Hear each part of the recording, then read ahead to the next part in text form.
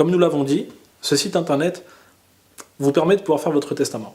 Sur ce site, on vous offre 99 MO de stockage. Cet espace de stockage vous permet de pouvoir uploader des fichiers. Je vous prends un exemple.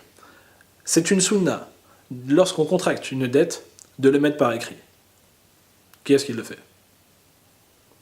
Vous posez-vous la question. C'est une sunna de le mettre par écrit, d'avoir éventuellement des témoins. Maintenant, Allah est le meilleur des témoins. Allah suffit.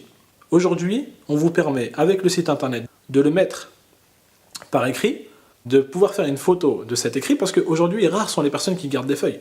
Qu'est-ce qui garde des feuilles? On n'a pas tous une farde, un classeur, avec noté dessus mes dettes. Non, c'est quelque chose déjà qu'on cache. On en a honte.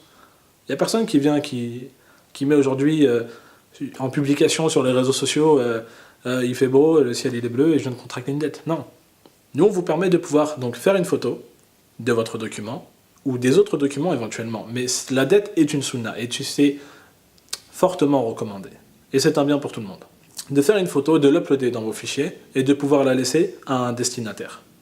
Lorsque vous mettez des destinataires dans vos testaments, parce que vous pouvez en faire plusieurs, autant que vous voulez, ce n'est pas limité, bien au contraire, vous pouvez avoir un seul testament pour plusieurs destinataires ou un testament pour un destinataire.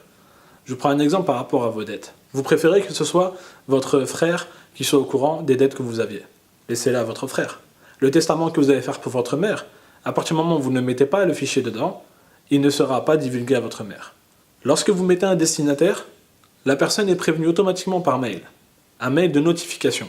En disant « Salam alaikum, bonjour, vous êtes le destinataire d'un des testaments de un tel. » Maintenant que vous êtes au courant, n'oubliez pas, s'il lui arrive quoi que ce soit, vous pouvez venir sur le site, faire la déclaration de décès avec le certificat de décès et les coordonnées de la pompe funèbre islamique. Si on n'a pas ces coordonnées-là, ni le document, ni les coordonnées de la pompe funèbre islamique, on ne prendra pas en considération le mail. Nos services dans l'association vont vérifier. Une fois que ça a été vérifié et confirmé, votre décès, on envoie la totalité des données par mail ou par courrier recommandé avec accusé de réception en fonction de vos volontés, entre 24 heures et 48 heures. C'est un moyen qui vous permet de pouvoir laisser un message malgré le fait que vous ne soyez plus là et qui prépare votre famille. There's only one God and Muhammad is his messenger. Allah, la ilaha illallah.